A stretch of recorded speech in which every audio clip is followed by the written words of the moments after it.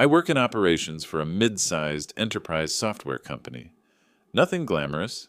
Workflow audits, compliance reports, process maps. I'm the guy people call when they want something done right, not when they want it done fast. I've survived 4 reorganizations, 2 CEOs, a merger, and 1 exec who insisted the cloud was just a fad. But nothing prepared me for the year my VP decided that training was a cost he could personally erase from the balance sheet.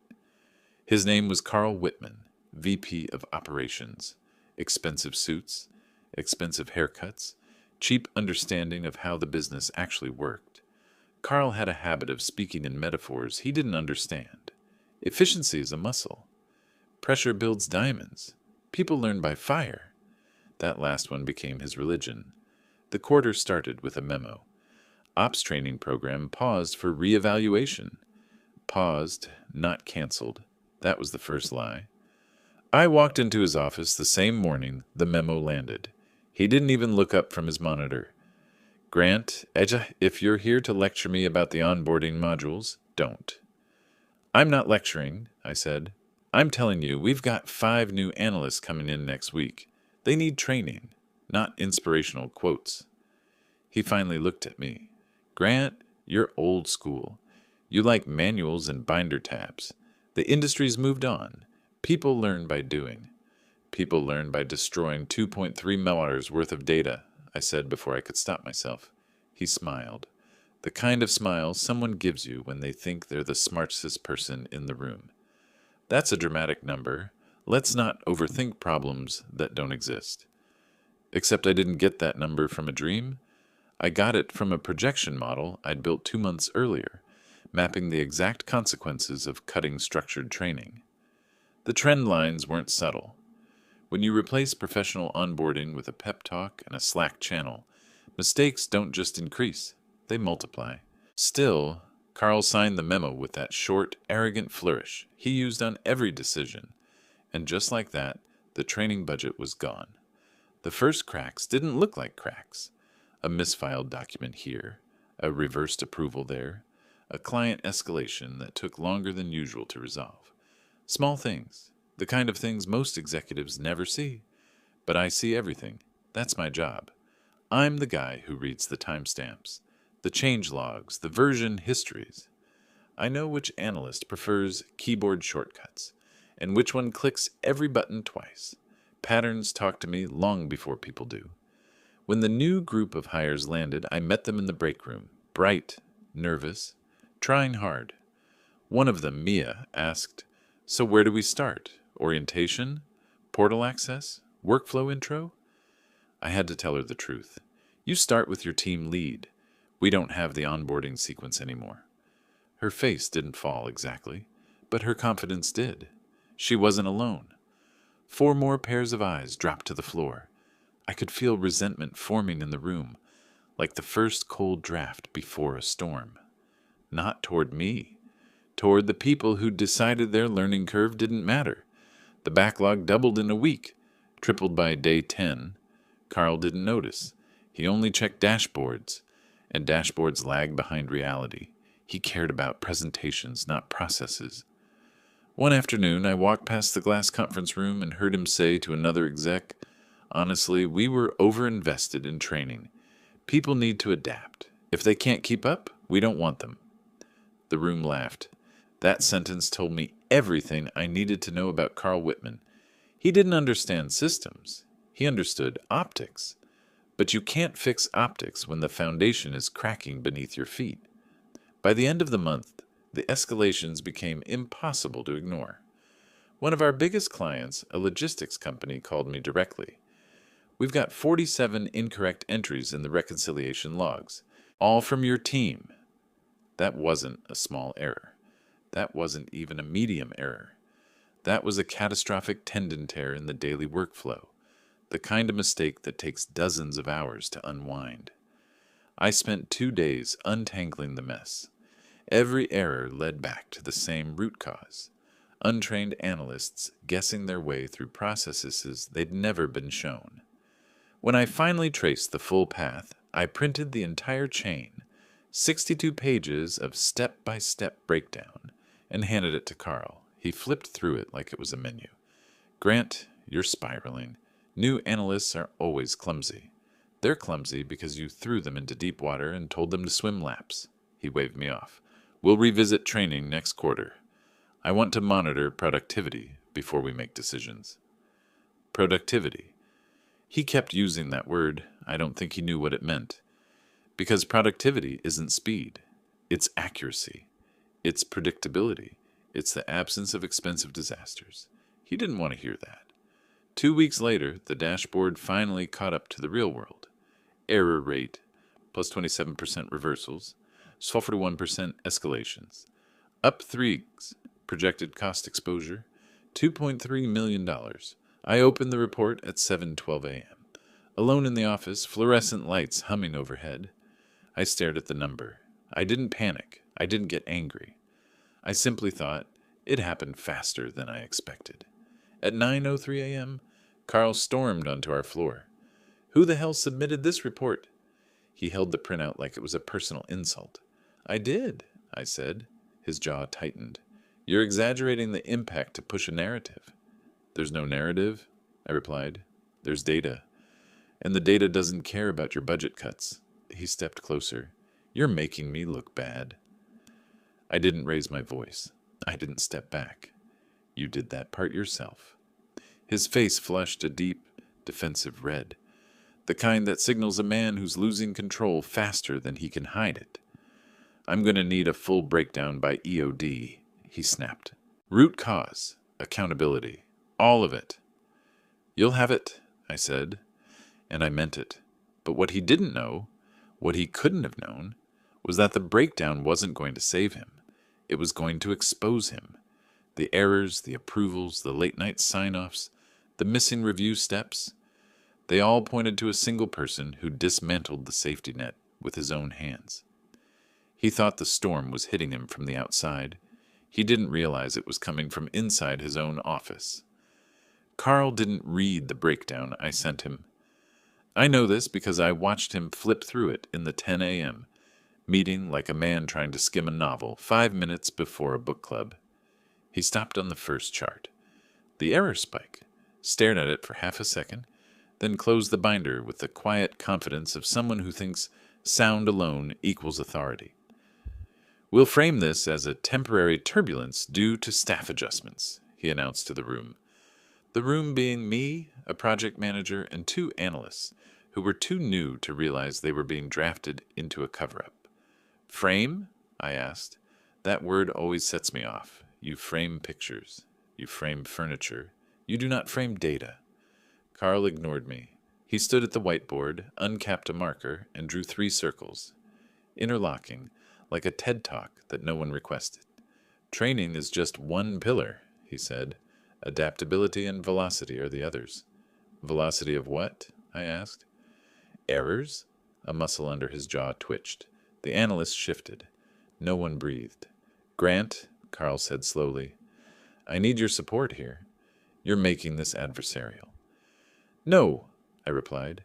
The numbers are adversarial. I'm just reading them. His eyes hardened. The kind of hardness executives use right before they decide someone is a problem, not a partner. And when a VP decides you're a problem, they don't try to fix the system. They try to fix you. After the meeting, he called me into his office. Door closed. Blinds half shut. Tone softened. Not out of respect, but out of strategy. I'm going to need you to handle the client communication on the error spike, he said. That's your job, I reminded him. He nodded, unfazed. And I'm delegating it. You're good with details. Clients trust you. This is an opportunity. Opportunity. In corporate language, that word means, if this explodes, I want you standing closest. I looked directly at him. You're setting me up as the fall guy. Carl didn't blink. No one's setting anyone up. Just keep your messaging tight. No mentions of training cuts. No internal attributions. Say it's procedural recalibration.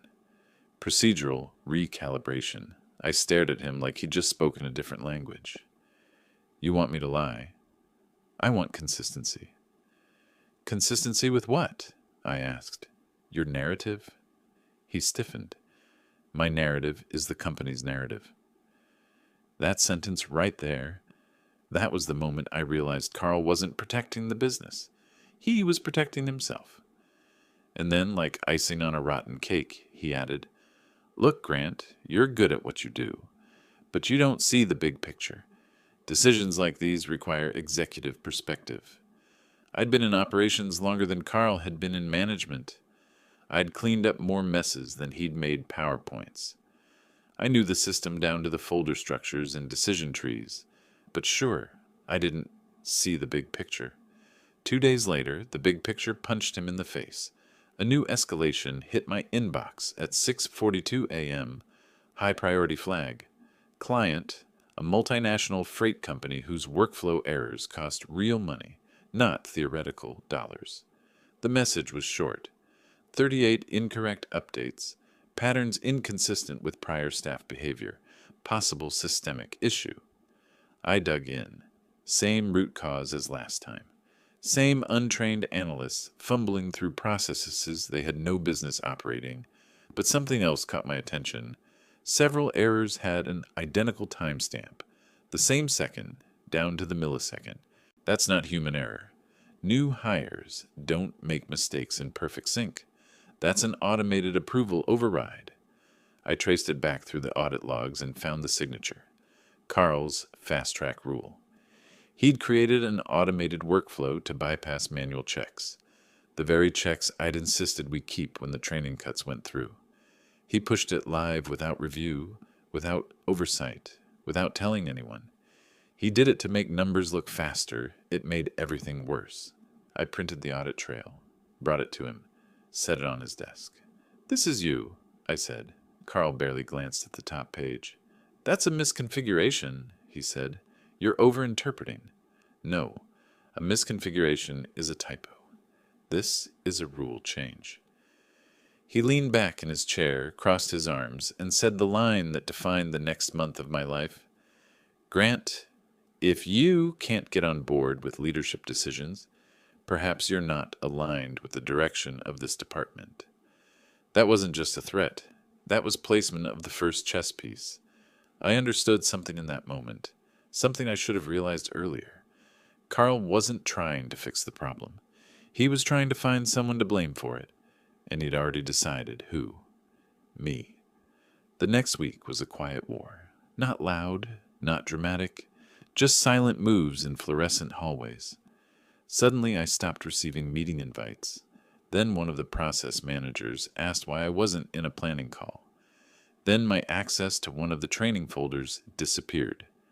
Then Carl copied my director on an email about operational inconsistencies attributed to Grant's oversight.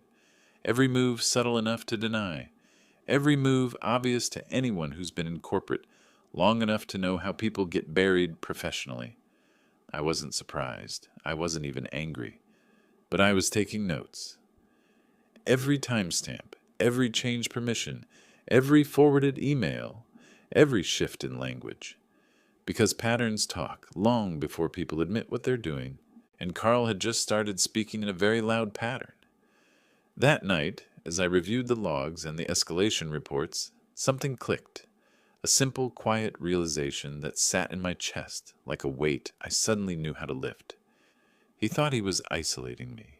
He didn't realize he was isolating the one person who had the full paper trail of his decisions.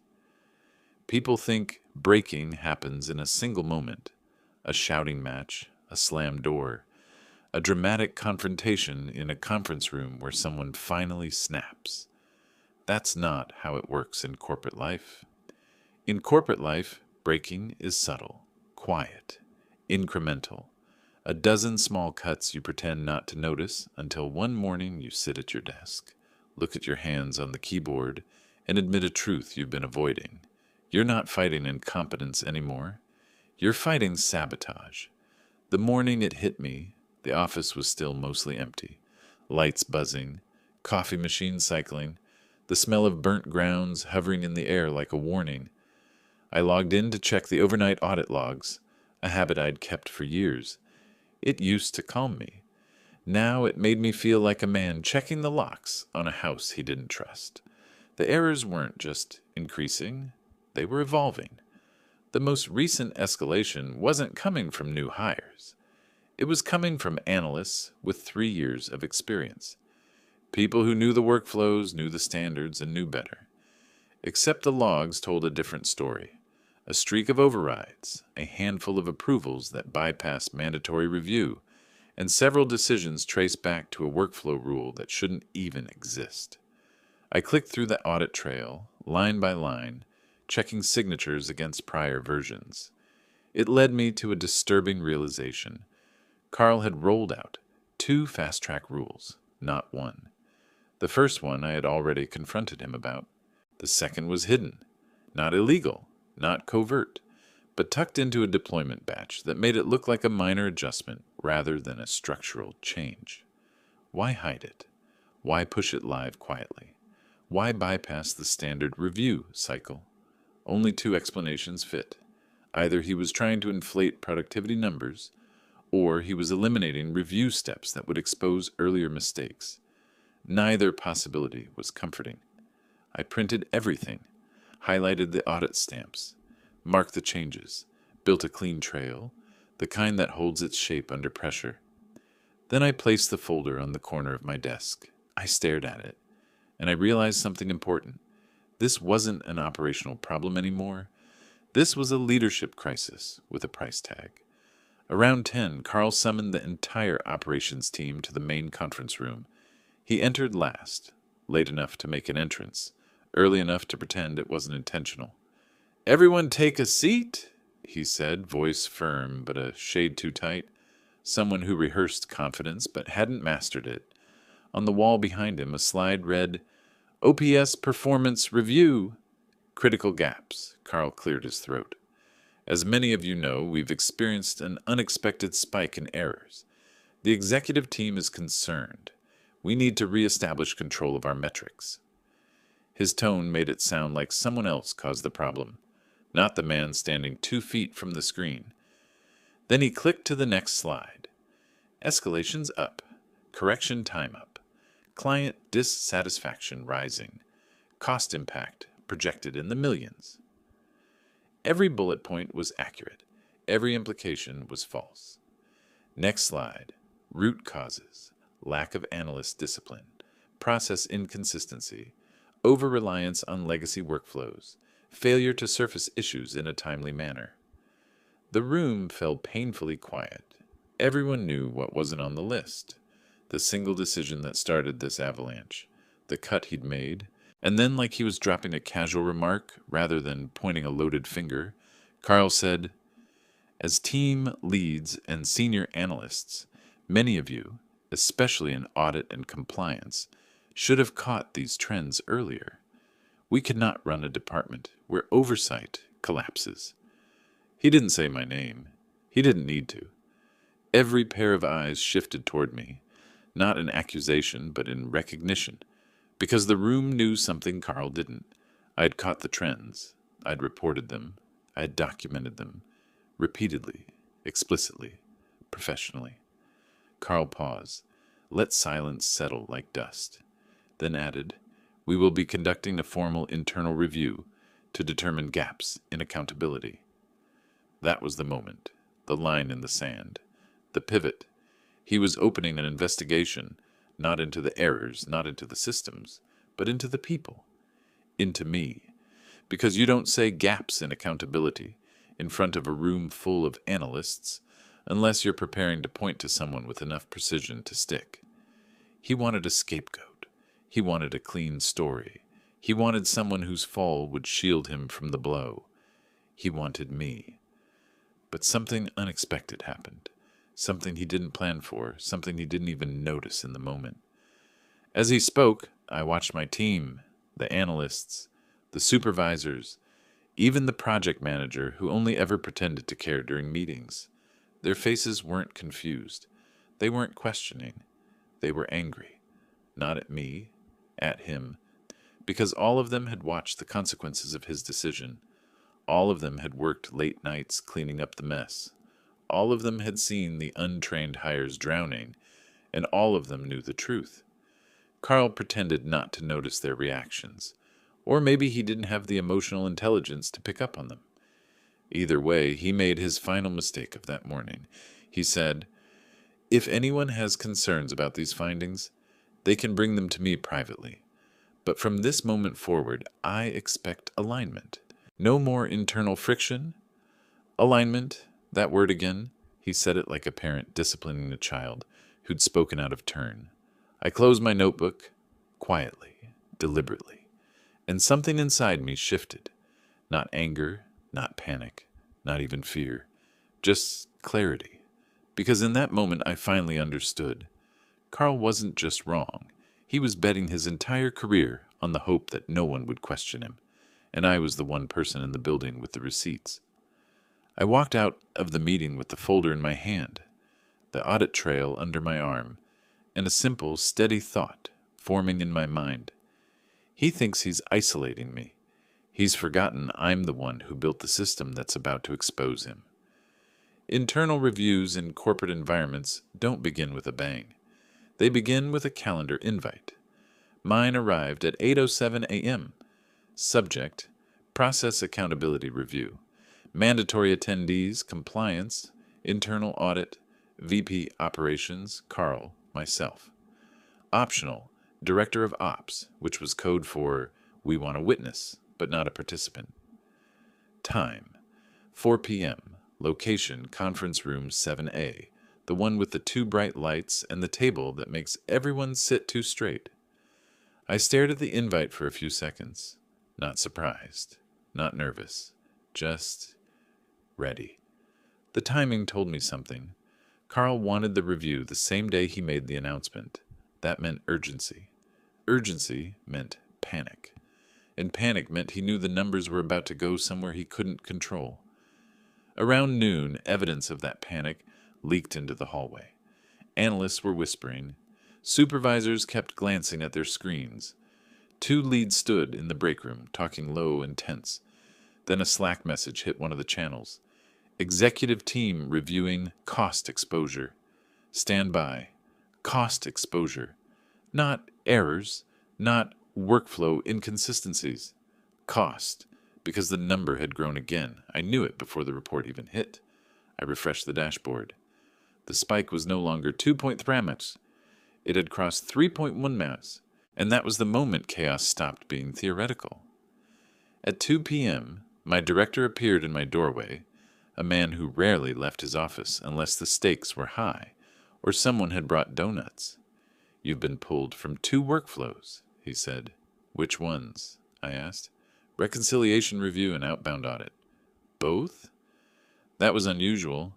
You don't remove the one person who built the oversight logic, not unless you're planning to rewrite the logic. "Carl says he wants fresh eyes," my director added, quoting with his fingers.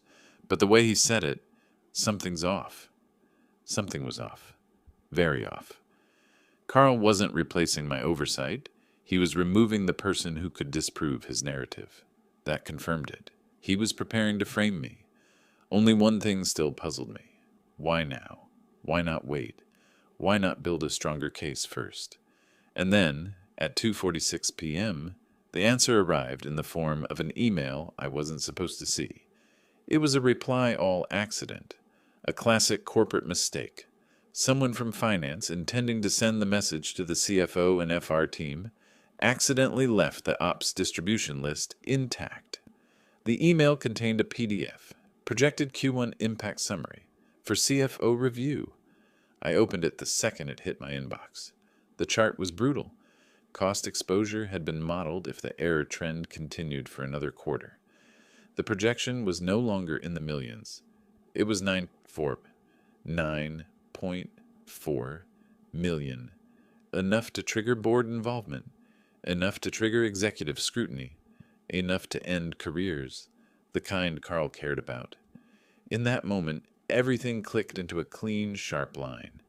Carl wasn't just afraid of losing credibility. He was afraid of losing his job.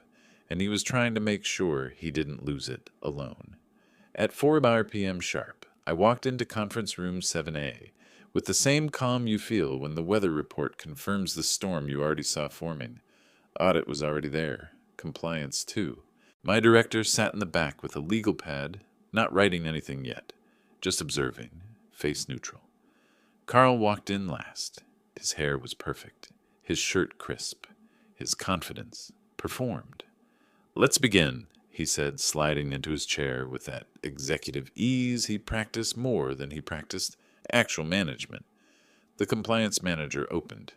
"We're here to review the operational errors and determine points of failure." Carl nodded toward me. "As I mentioned earlier, Grant has been overseeing the relevant workflows. We're here to understand where oversight broke down." I didn't speak. Not yet. Audit pulled up the first chart. Error timeline. Spike visualized. A neat, ugly incline. Then the audit lead said something that made Carl shift in his seat. We noticed something unusual in the pattern. Several overrides that bypassed mandatory review. Carl kept his expression neutral. "Overrides? Probably legacy settings." Audit zoomed in. "No, they're recent. Deployed 6 weeks ago." 6 weeks ago. The exact week Carl pushed his efficiency initiative. Audit continued. "We traced the automated approvals back to Rule ID 774B and 774C. Carl cleared his throat. "I don't recall approving those." Audit clicked again. The screen displayed Rule Owner. "C. Whitman deployment, manual push, reviewed by. None approval, self-authorized." Carl froze, only for half a second, but I saw it. Everyone did. He recovered quickly. "That must be a mistake. I'll need to review the logs." Audit replied with the worst possible sentence for a man trying to rewrite history. "We already did." The room shifted, a ripple of quiet tension. Carl looked at me. "Grant, were you aware of these rules?" "I was aware of one," I said. "Not the second. That one was hidden in a deployment batch." Audit nodded. "And that's what concerns us.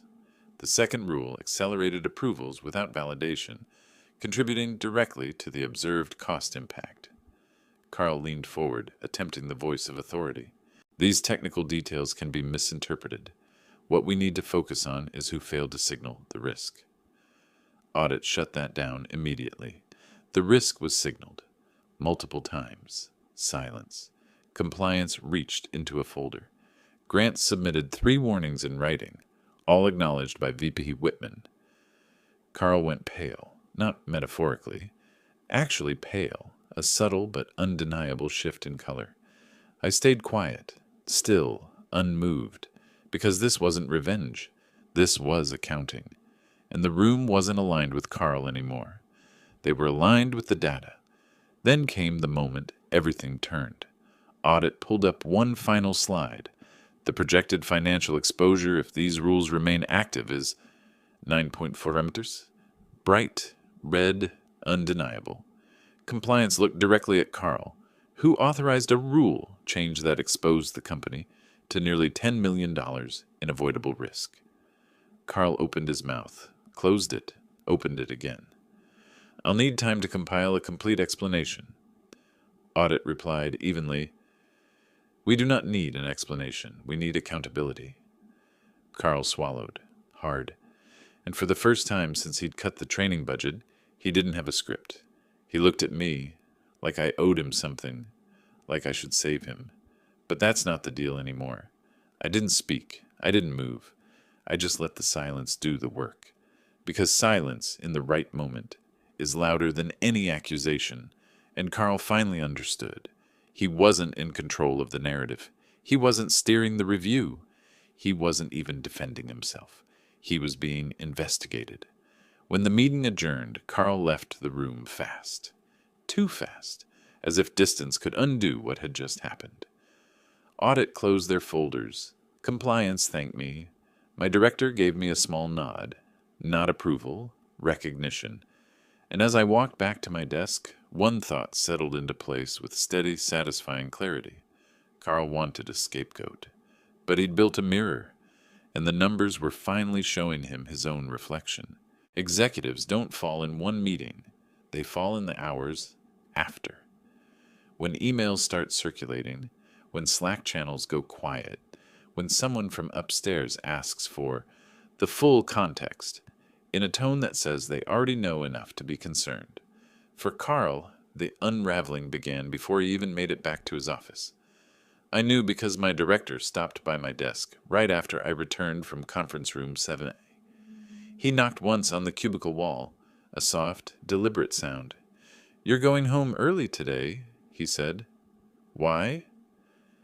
"Because when an executive calls the CFO to clarify data discrepancies, and the CFO already has the audit packet in her hand, no one needs the senior analyst in the building. Adds unnecessary noise." Translation: the storm was now above my pay grade. I nodded, grabbed my things, and left quietly. Not out of fear, out of respect for the process. When corporations clean house, you don't stand under the broom. The next morning, the building felt different. The kind of different you notice before you even swipe your badge. The security guard wasn't making small talk, the lobby was too quiet, and an unfamiliar black sedan sat idling near the loading zone. Not a client car, but something else. Upstairs, the hallway outside Carl's office was empty except for 2 people from HR and someone from legal who rarely set foot on our floor. Carl's door was closed, too closed, the kind that says, "Whatever's happening in here is not a meeting." I didn't slow down, didn't stare, didn't eavesdrop. I just walked to my desk, logged in, and did my job, calmly, efficiently. Exactly the way I always had. 20 minutes later, my director appeared again. "He's not coming back to his office," he said, answering a question I hadn't asked. "He'll be escorted out of the side entrance." I felt nothing sharp, nothing triumphant, just a steady, grounded acknowledgement. Actions produce results. Carl finally reached his. My director handed me a sealed envelope. "The CFO wants you in the 11 a.m. briefing." No explanation, none needed. I spent the next 2 hours doing what I'd always done, cleaning up the operational mess that someone else made. Except this time, the someone else wasn't going to be there to pretend everything was fine. At 10:58, I walked into the executive conference room. The CFO, 2 board liaisons, the head of audit and compliance were already seated. My director sat at the far end, arms folded, observing. The CFO nodded at me. "Grant, thank you for coming on short notice. We've concluded the initial findings." I stood straight, hands behind my back. No defensiveness, no posture. Just presence. She continued, "Your reports were accurate. Your warnings were documented and clear. Your oversight was consistent. The exposure we're facing stems entirely from unauthorized workflow changes and training cuts enacted without approval or review." She paused, then added, "And we appreciate you maintaining professionalism during the internal review." Professionalism, not a buzzword this time, a recognition. Then she said the sentence that closed the loop. "Effective immediately, Carl Whitman has been terminated." There it was, clean, direct, final. No theatrics, no drama, just the corporate equivalent of a period. The CFO tapped the folder in front of her. "We'll be restructuring operations. Your role will remain unchanged for now, but we will need your expertise on the remediation project." "Understood," I said. Audit spoke next. "We're implementing your original training model, the one you proposed last year." Then compliance. "We'll need your help rewriting the approval logic." Then my director quietly, "Good work." Not praise, not flattery, just acknowledgement between 2 men who've been around long enough to know how rare clean outcomes are. By the afternoon, rumors had spread, quiet, respectful ones. No one gloated, no one laughed. Operations isn't that kind of crowd. One of the new analysts, Mia, approached me at the coffee machine. "So, is it over?" she asked. "It's resolved," I said. She let out a breath she'd clearly been holding since her first week. "Thank you for not letting them blame us." "I wasn't defending you," I said. "I was defending the truth. You just happened to be part of it." She smiled. Genuine. Relieved. The kind of expression you only see on people who spent weeks wondering if they were sinking or being pushed underwater. Around 4 p.m., I checked my inbox. One new message. From HR. Subject: Title and Compensation Review. Congratulations. Effective date listed. Immediately. A modest but meaningful raise. No fanfare. No speech. Just another line in a system that rarely rewards honesty, but occasionally, when someone has documented every step, has no choice. I stared at the email for a moment, then closed it without smiling. Not because I wasn't pleased, I was. But the satisfaction didn't come from the raise or the meeting, or even Carl's termination. It came from something deeper. For the first time in months, the numbers made sense again. The system was stable. The damage was contained. And the truth had weight. I left the office that evening without ceremony. The sky was overcast, dim, soft, unremarkable. A normal day ending normally. And that was the most satisfying part. Carl's downfall wasn't a victory lap. It wasn't revenge. It wasn't some dramatic showdown with shouting and confessions. It was predictable, methodical, inevitable. A man cut training, bypassed oversight, hid decisions, inflated numbers, and assumed no one would notice. But systems notice. Logs notice. Patterns notice. And people like me, the quiet ones, the steady ones, the ones who read the details instead of rewriting them, we notice most of all. When I reached my car, I didn't check my phone, didn't refresh my email, didn't wait for validation. I unlocked the door, started the engine, and let the normalcy settle. Peace isn't loud. It's not triumphant. It doesn't thunder. It's the quiet drive home after a day when everything finally aligns the way it should. I pulled out of the parking lot, the building fading behind me in the mirror. Not because I wanted to forget it, because I'd finally put the right things behind me.